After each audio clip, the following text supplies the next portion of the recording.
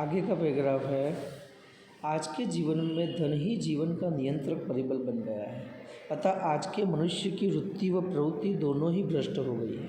यहाँ पे लेखक ने बहुत कड़वी वास्तविकता बताई है कि आज के ज़माने के अंदर हम देखते हैं कि लोग अपने खून के रिश्ते भूल जाते हैं पैसों के आगे, है ना। और जीवन के ऊपर पूरा का पूरा जो नियंत्रण है वो पैसों से है। अगर आपकी दोस्ती है तो ज़्यादातर हम देखते हैं कोई अच्छे संबंध है आपके, तो वहाँ भी पैसे का जो फैक्टर है वो एक चालक बल के रूप में हम उसको देख सकते हैं। और इसी वजह से इंसान के मन में लालच बढ़ गई है, इंसान भ्रष्ट हो गया है।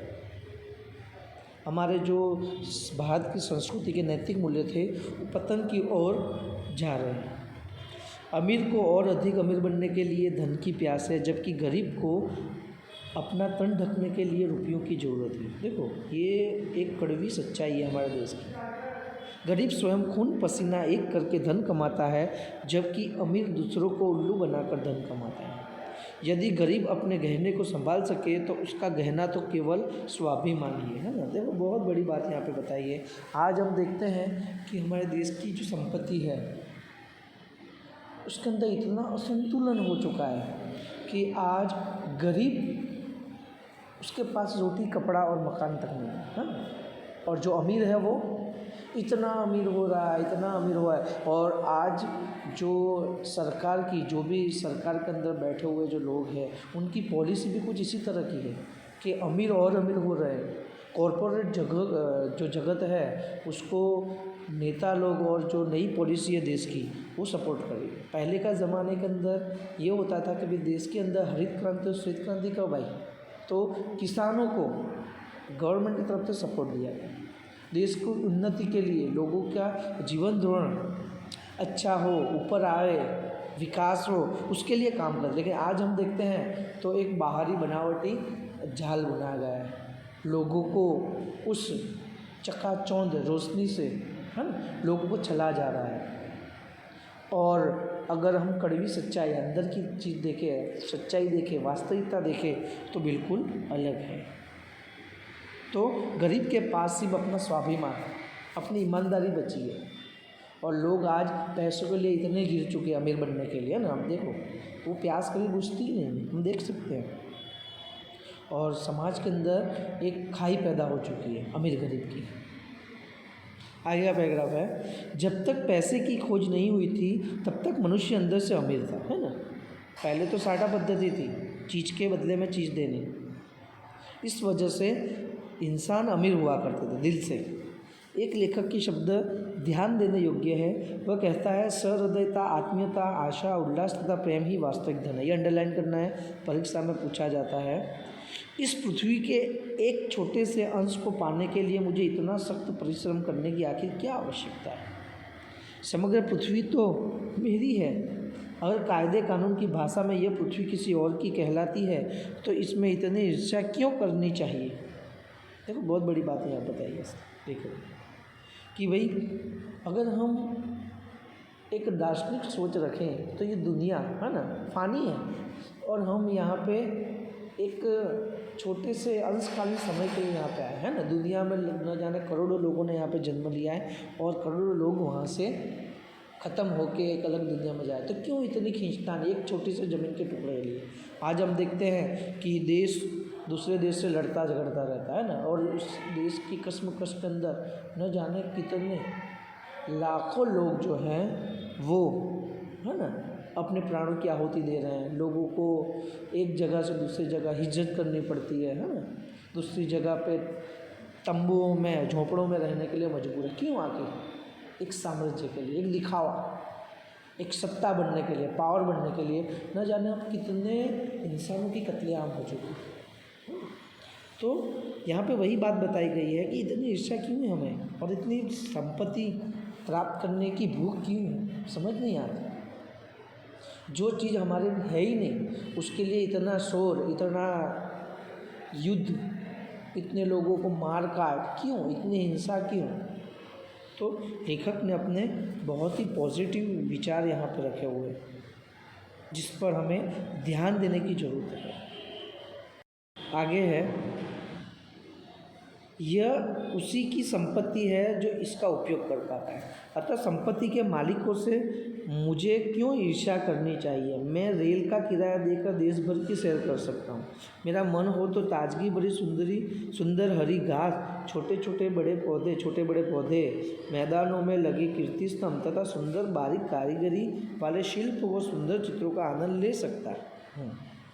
तो यहाँ पर बहुत बड़ी बात बताई है कि दुनिया की अल्लाह ताला ने, ईश्वर ने जो चीज़ बनाई है यहाँ पे, वो इंसानों के लिए बना है। पेड़ पौधे से लेकर दरिया सब कुछ है, और उस पर हक करना बहुत ही बुरी बात है ना। ऊपर वाले ने और सारी मखलूक भी बनाई है यहाँ पे, चरिंद बनाए, परिंद बनाए हैं, और ये सभी का है। एक इंसान ही ऐसा है कि उसको पैसों की ज़रूरत है। अगर हम दूसरे प्राणियों की बात करें, हम देखें पंछियों की बात करें, तो वो हमारी तरह ही एक चक्र जी रहे हैं, जन्मते हैं मृत्यु तक जाते हैं, लेकिन कभी उन्होंने कोई चीज़ पे हक नहीं किया है। वो मस्त रूप से, स्वतंत्र रूप से हर एक चीज़ को प्राप्त करते हैं, उसका उपयोग करते हैं और एक दिन यहाँ से चले जाते हैं दूसरों के लिए देकर। लेकिन इंसान ही एक अजीब प्राणी है, उसको पता है कि यहाँ हम चंद दिनों के मेहमान हैं, और उसके बावजूद इतना फसाद किया गया है ना। तो यहाँ पे लेखक की जो बात है वो हमें उतारने लायक है दिल और दिमाग के अंदर, कि हमें लोगों से, हमारे परिवार से, हमारे जहाँ पे हमारे जो संबंध मेंटेन किए हुए हैं, उनको बनाए रखना चाहिए। न कि सिर्फ पैसों के लिए इतने प्रपंच करने का, इतने लोगों के साथ विश्वासघात करने की कोई आवश्यकता। आगे पैराग्राफ है, उन सबको अपने साथ घर ले जाने की ज़रूरत नहीं है, क्योंकि जहाँ पर ये सब है वहाँ उनकी देखभाल व उनकी व्यवस्था जितनी अच्छी तरह से की गई है, उससे आधी देखभाल भी मैं नहीं कर पाऊँगा। इस सृष्टि ने मुझे इस प्रकार की अनेक चीज़ें प्रदान की हैं। वन में घूमते हुए प्राणी हमारे हैं, नक्षत्र तथा महकते हुए फूल हमारे हैं, समुद्र, हवा, पक्षी तथा वृक्ष भी हमारे हैं। अब हमें दूसरी किसी चीज़ की आवश्यकता नहीं है। इस युग से पहले के सभी युग हमारे लिए काम करके गए हैं। हमें तो केवल अन्न व वस्त्र प्राप्त करने की आवश्यकता है, और ये प्राप्त करना इस धरती पर बहुत आसान है। तो बहुत बड़ी बात यहाँ पे बताई गई है लेखक ने, कि भाई हमें उसके ऊपर शासन करना या उसके ऊपर हमारा हक जताना ज़रूरत नहीं है। ऊपर वाले ने ये सारी चीज़ें जो सृष्टि बनाई है वो बहुत ही एक सिस्टम के तहत बनाई हुई है। इंसान यहाँ पैदा होता है, मरता है, हर एक जीव के अंदर ये चीज़ बनाई है। एक चक्र है, काल चक्र जिसे हम कहते हैं, और उसके अंदर हमें हमारा जो किरदार है वो निभा कर चले जाना है। हमें उसमें दखल करने की कोई आवश्यकता नहीं है। हमारे हिस्से में सिर्फ रोटी और पेट भरना है ना, रोटी, कपड़ा और मकान की जो आवश्यकता, वो अगर आप ख़त्म करते हो और अगर आप संतुलन करते हो तो बहुत बड़ी बात है। जिसके पास नहीं है उसको दो, जिसके पास बहुत है उसमें से थोड़ा हिस्सा जिसके पास नहीं है उसको दो, तो धीरे धीरे बैलेंस होता जाएगा। लेकिन नहीं, इंसान एक अजीब है ना प्राणी है, वो हमेशा एक अलग ढंग से सोचता है, और इसका परिणाम देख रहे हैं आज कि आज पृथ्वी की हालत क्या हुई है। वाल्मीकि, स्वामी रामतीर्थ, विवेकानंद, दयानंद, अरविंद के पास आखिर कौन सा जमा किया हुआ धन था, फिर भी क्या हम उन्हें गरीब कहने की हिम्मत कर सकते हैं, है ना। कि जो महान लोग हैं इस दुनिया के अंदर संत बनकर जी के गए, अगर उनकी जीवन आवश्यक चीज़ें देखें तो उन्होंने कभी, उनके पास करोड़ों रुपए या बंगले में नहीं रहे, एक सादा जीवन और उच्च विचार वाली ज़िंदगी उन्होंने जी है। तो ये उनके गुरु मंत्र हमें हमारी ज़िंदगी में उतारना है। ये जो चकाचौंध लाइफस्टाइल है हमारे आज के लोगों के अंदर जो सोच है वो कोई मायने नहीं रखती। अंत में इंसान को इस मिट्टी के लिए परिध होना है। तो इस चीज़ पे हमें सोचना है कि हमें सदा सादा जीवन और उच्च विचार के अंदर ही हमारी ज़िंदगी को पूर्ण करनी है।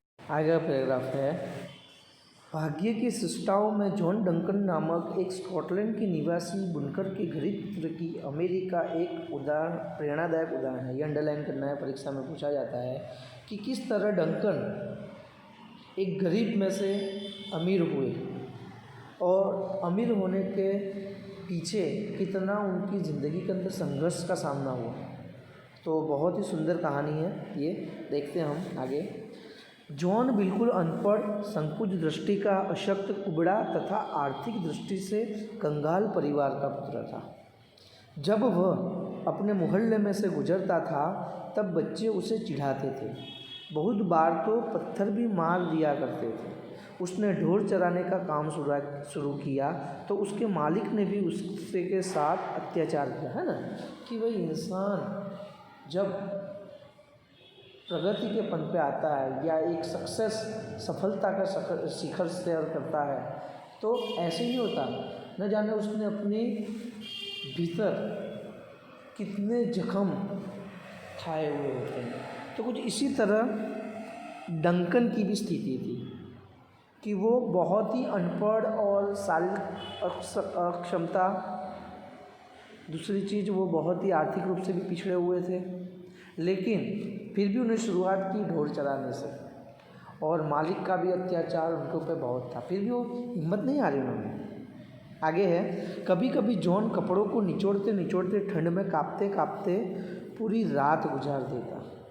एक दिन जॉन की इच्छा हुई कि वह पढ़ाई करना सीखे। कुछ समय के पश्चात जब वह बुनाई के काम पर गया तब उसने स्कूल में पढ़ने वाली एक 12 वर्ष की लड़की से उसने पढ़ाई की विनती की। ये अंडरलाइन करना है।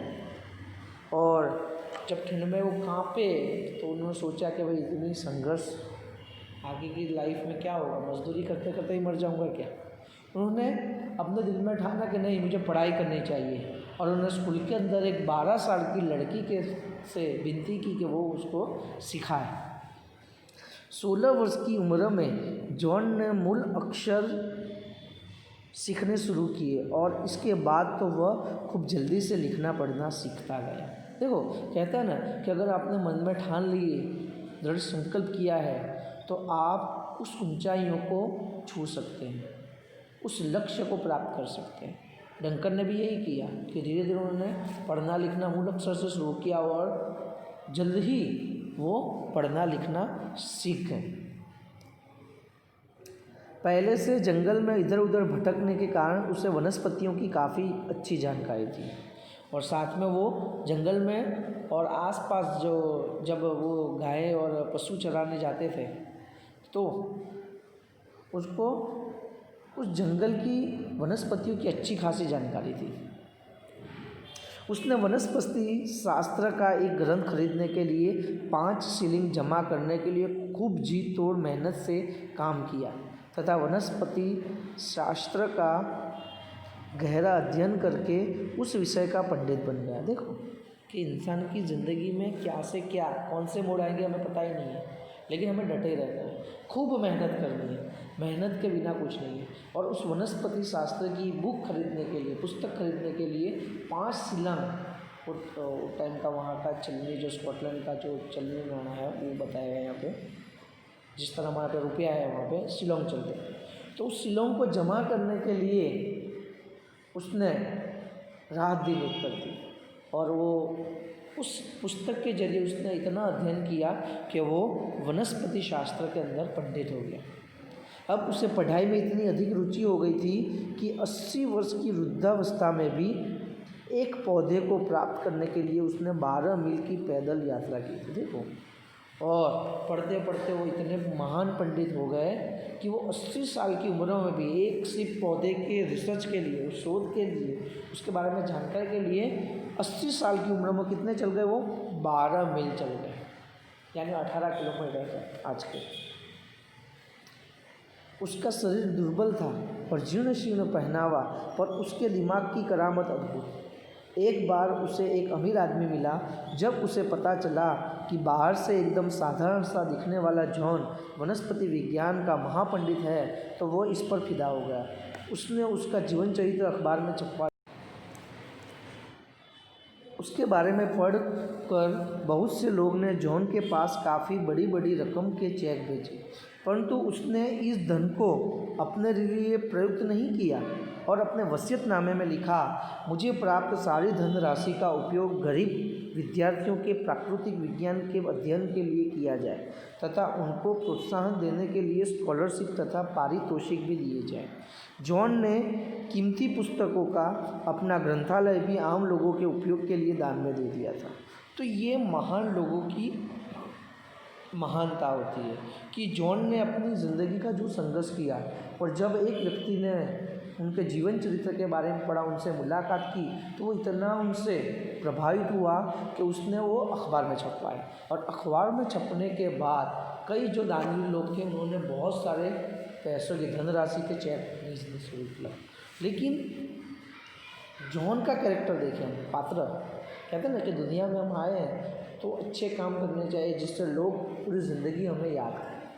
तो कुछ इसी तरह उन्होंने अपने वसीयतनामे में ये लिखा कि जितने भी ये पैसे जो डोनेट होकर आए हैं मेरे पास, वो मेरे लिए नहीं, वो किसके लिए तुम खर्च करो, तो जो गरीब विद्यार्थी हैं उनकी प्राकृतिक पढ़ाई के लिए, उनके कोर्स के लिए, उनके लिए स्कूल कॉलेज के लिए उनको स्कॉलरशिप दी जाए, उनको पारितोषिक दी जाए, और उससे उन गरीब बच्चों की ज़िंदगी का, है ना, बेज ऊँचा होगा, वो विकास की ओर आएंगे, ये उन्होंने सोचा। तो ये बहुत बड़ी महानता होती है, और हमें भी इसी तरह अपनी ज़िंदगी के अंदर संघर्ष के साथ आगे बढ़ना है। और आगे बढ़ने के बाद जब हमारे पास पैसा आता है तो हमें उस पैसे से हमारे मन में गर्व या अभिमान नहीं आता, उस पैसे का हमें सही इस्तेमाल करना चाहिए, भलाई के काम करने चाहिए, अमीर और गरीब का जो खाई जो है उसको बांटने की कोशिश करनी चाहिए, एक संतुलन बनाने की कोशिश करनी चाहिए। पैराग्राफ है, भारत के अनेक महापुरुष भी इसी प्रकार गरीबी, अभाव तथा कठिनाइयों के दलदल में खिलने वाले कमल हैं। अपने अपने क्षेत्रों में उन्होंने मूल्यवान प्रदान दिए हैं। धन के लिए उन्होंने धर्म, कर्तव्यपरायण को लज्जित नहीं किया है, द्रव्य के लाभ में अपनी नीयत खराब नहीं की है, पद के लिए प्रतिष्ठा के साथ छेड़छाड़ नहीं की है। तो ये बहुत आवश्यक है कि हम अपना विकास तो करें, आगे तो बढ़े, लेकिन उसकी वजह से धर्म को छोड़कर या हमारे नैतिक मूल्य को तोड़कर हमें पैसा कमाने की कोई आवश्यकता नहीं। हमारे देश में ऐसे महान लोग हुए, ऐसे ऐसे लोगों ने इस दुनिया के अंदर अवतार लिया, हमारे देश के अंदर जन्म लिया, और आज उनको पूरे विश्व के अंदर लोग याद करते हैं। क्यों? क्योंकि उन्होंने कितनी भी गरीबी, अभाव और कठिनाइयों के दलदल के अंदर भी वो कमल की तरह पैदा हुए। उन्होंने कभी पैसों के लिए अपना ज़मीन नहीं बेचा, अपना ईमान नहीं बेचा। तो इसलिए कहा गया है, और हमें भी इस पाठ में तो यही सीखना है कि हमें संघर्ष करना है, खूब मेहनत करनी है, और जब हम मेहनत करके सफल हो तब हमें अभिमान करके या बुराई का काम करके या बेईमानी करके पैसों के पीछे पागल नहीं होना है, तो ही आपकी ज़िंदगी सार्थक होगी। मनुष्यत्व अर्थात उदारता तथा उदारता के प्रयोग के लिए प्राप्त हुआ दैवीय वरदान। इसलिए मुंशी प्रेमचंद ने कहा था कि मनुष्य यदि उदार बनता है तो देवदूत, और यदि नीच बनता है तो शैतान। ये अंडरलाइन करना है, परीक्षा में पूछा जाता है कि प्रेमचंद ने बहुत बड़ी बात की है कि अगर मनुष्य उदार बनता है तो वो एक दूत है, भगवान का फरिश्ता है, लेकिन अगर वो सच्चाई की राह छोड़कर, धर्म की राह छोड़कर बेईमानी करने लगता है या नुकसान पहुंचाने लगता है तो वो क्या बन जाता है? शैतान बन जाता है। सोक्रेटिस के मतानुसार दुनिया में सम्मानपूर्वक जीने के लिए सबसे सरल और आवश्यक उपाय है कि आप अपने आप को जैसा बाहर से दिखाना चाहते हैं वैसा ही भीतर बने। देखो बहुत बात बताइए, मुखौटा मत पहने, दिखावा मत करें, नकली चेहरे बनावटी मत करें, जैसे आप बाहर हो वैसे ही आप अंदर होने चाहिए। वास्तव में मनुष्य स्वयं का ही विरोधी है। हम अपने सद्गुणों को स्वार्थ की बेआवाज़ बुलेट से छलनी करते रहते हैं जीवन भर। बाहर ही नहीं, अंदर से श्रीमंत अथवा अमीर बनना ही पैसा बचाने की कला है।